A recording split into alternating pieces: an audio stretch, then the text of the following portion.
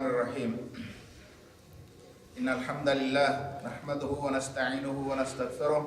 وأشهد أن لا إله إلا الله وحده لا شريك له وأشهد أن محمدا عبده ورسوله أما بعد فأعوذ بالله من الشيطان الرجيم بسم الله الرحمن الرحيم ولا تنكحوا المشركات حتى يؤمن ولأمة مؤمنة خير من مشركة ولو أعجبتكم ولا تنكحوا المشركين حتى يؤمنوا ولعبد مؤمن خير من مشرك ولو أعجبكم أولئك يدعون إلى النار والله يدعو إلى الجنة والمغفرة بإذنه ويبين آياته للناس لعلهم يتذكرون۔ اللہ ذوالجلال والاکرام ارشاد فرماتے ہیں وَلَا تَنْكِحُوا الْمُشْرِكَاتِ حَتَّى يُؤْمِنَّ، اس وقت تک مشرکہ عورتوں سے نکاح نہ کرو جب تک وہ ایمان نہ لیں۔ وَلَأَمَةٌ مُؤْمِنَةٌ خَيْرٌ مِّن مُشْرِكَةٍ، اور یاد رکھو ایک مومنہ لونڈی وہ مشرکہ آزاد عورت سے افضل اور بہتر ہے۔ وَلَوْ أَعْجَبَتْكُمْ، اگرچہ تمہیں مشرکہ عورت کتنی ہی زیادہ پسند کیوں نہ ہو۔ وَلَا تُنْكِحُوا الْمُشْرِكِينَ حَتَّى يُؤْمِنُوا، اور مشرکوں کو کبھی بھی اپنی عورتوں کا نکاح نہ دو۔ وَلَا تُنْكِحُوا الْمُشْرِكِينَ، مشرک مردوں سے کبھی بھی اپنی عورتوں کا نکاح نہ کرو حَتَّى يُؤْمِنُوا، جب تک وہ ایمان نہ لیں۔ اگر ایمان لے آئیں تو مومن ہیں، پھر تمہارے بھائی ہیں، اور اگر ایمان نہیں لاتے تو پھر کسی مشرک آدمی کو مومنہ خاتون کا رشتہ دینا جائز نہیں۔ وَالْعَبْدُ مُؤْمِنٌ خَيْرٌ مِّن مُشْرِكٍ، اور مومن غلام وہ مشرک آزاد مرد سے بہتر اور افضل ہے۔ وَلَوْ أَعْجَبَكُمْ، اگرچہ تمہیں مشرک آدمی وہ مالدار پیسے والا کیسا بھی اچھا نظر کیوں نہ آ رہا ہو، اس سے بہتر یہ ہے کہ کسی غلام کو دے دو لیکن مشرک کو نہ دو۔ سبب کیا ہے؟ اولئک یدعون الی النار، مشرک ہمیشہ آگ کی طرف بلاتے ہیں، یہ علت، یہ سبب ہے۔ اللہ ذوالجلال والاکرام نے یہ دین اسلام ایک پورا نظام زندگی ہمیں دیا ہے۔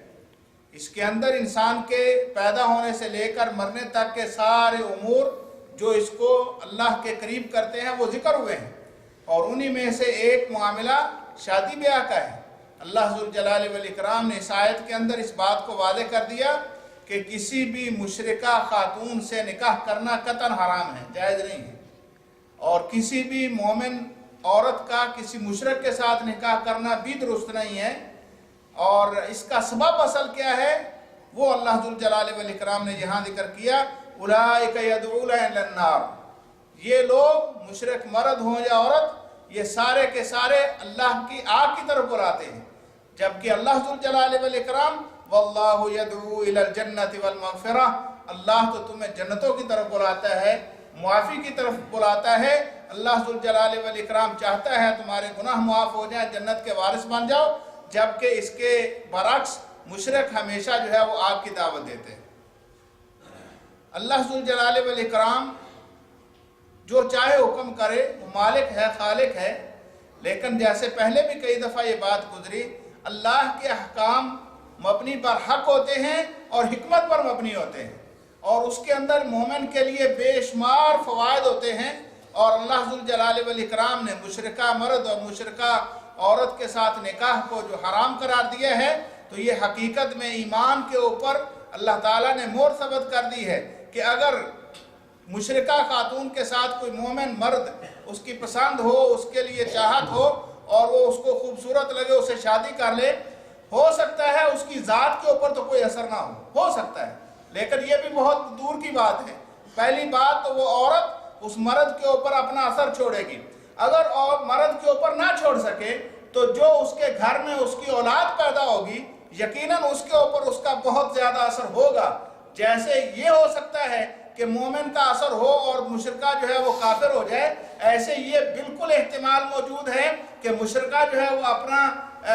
رسوخ استعمال کرے اور مومن کے گھر میں مشرک اور کافر اولاد کو پیدا کر دے۔ اسی لیے اللہ ذوالجلال والاکرام تو چاہتے ہیں کہ تم جنت کے راہی بنو، تمہاری آنے والی نسلیں اللہ ذوالجلال والاکرام کی اطاعت کرنے والی ہوں، لہذا تمہارا یہ معاملہ نکاح کا یہ تمہارے اوپر فرض اور لازم ہے کہ صرف ایمانداروں کا انتخاب کرو، مردوں کے رشتے کرنا ہو یا عورتوں کے، ہر صورت میں ایمان کا جو ہے وہ ایمان والوں کو پسند کرنا یا ان کو اختیار کرنا یہ بڑا لازم ہے۔ نبی مکرم صلی اللہ علیہ وسلم نے ارشاد فرمایا ہے الدنیا کلھا متاع وخیر متاع الدنیا المرأۃ الصالحہ، ساری کی ساری دنیا یہ ایک نفع کی چیز ہے، فائدہ انسان اس سے اٹھاتا ہے، لیکن اس سارے فائدوں میں سے بہترین فائدہ یہ ہے کہ انسان کو نیک بیوی میسر آ جائے۔ یہ اللہ کی بہت بڑی نعمت ہے کہ انسان کو نیک بیوی میسر آ جائے، کیونکہ انسان کے روزمرہ کے معاملات، انسان کے معاشرتی معاملات، تمدنی اور انسان کے ثقافتی معاملات سارے عورت کے ساتھ جو ہے وہ وابستہ ہوتے ہیں۔ گھر میں اگر نیک خاتون ہوگی مشورہ اچھا ملے گا، گھر کے اندر نیک خاتون ہے تربیت بچوں کی اچھی ہوگی، گھر کے اندر نیک خاتون ہے آنے والے جو باہر سے احباب ہیں ان کی خدمت تواضع ہوگی، گھر کے اندر نیک خاتون ہیں والدین کی عزت اور تکریم ہوگی۔ بے شمار ایسے مسائل ہیں جو صرف انسان کی ذات کے ساتھ ہی متعلقہ نہیں ہوتے، دوسرے بھی لوگ ان کے ساتھ جو ہے وہ مستفید ہوتے ہیں۔ یہی وجہ ہے نبی مکرم صلی اللہ علیہ وسلم نے ارشاد فرمایا المرأۃ تنکح لاربع، عورت سے 4 وجہوں کے ساتھ شادی کی جاتی ہے، 4 سبب ہوتے ہیں جس کی بنیاد پر کسی عورت کو اختیار کیا جاتا ہے۔ سب سے پہلے آپ نے فرمایا لمالہا، ہو سکتا ہے بعض لوگ مال کو دیکھ کر کسی سے شادی کر لیں، والے جمالہا، بعض لوگ کسی کی خوبصورتی دیکھ کر شادی کر لیتے ہیں، والے حسبہا، اور بعض لوگ خاندان دیکھ کر جو ہے وہ شادی کر لیتے ہیں، والے دینہا، اور چوتھی چیز یہ ہے کہ لوگ دینداری دیکھ کر رشتہ کرتے ہیں۔ آپ صلی اللہ علیہ وسلم نے فرمایا یہ 4 صورتیں ہیں جن کی بنیاد پر عورت سے شادی ہوتی ہے، لیکن آپ صلی اللہ علیہ وسلم نے حکم کیا دیا فاظفر بذات الدین تربت یداک، اگر تم بہتری چاہتے ہو تو پھر دینداری کو اختیار کرو۔ اللہ ذوالجلال والاکرام نے ظاہری طور پر یہ پہلی جتنی بھی چیزیں ہیں حرام نہیں ہیں، مال دے کر شادی کی جا سکتی ہے، لیکن دینداری اگر ہے تو یہ چیزیں بھی فائدہ مند ہیں، اور اگر دینداری نہیں ہے، مال ہے، دینداری نہیں ہے، حسب نسب ہے، دینداری نہیں ہے، اور اس کا جو ہے وہ دنیا کے اندر اس کا معاشرتی وقار اور معاملہ ہے، تو وہ ہو سکتا ہے تھوڑی دیر کے بعد ختم ہو جائے۔ اگر دینداری ہے تو ہو سکتا ہے یہ ساری چیزیں اس کے اندر سمٹ کر آ جائیں۔ لہذا شادی بیاہ کے معاملات میں بنیادی طور پر دین کو اختیار کرنا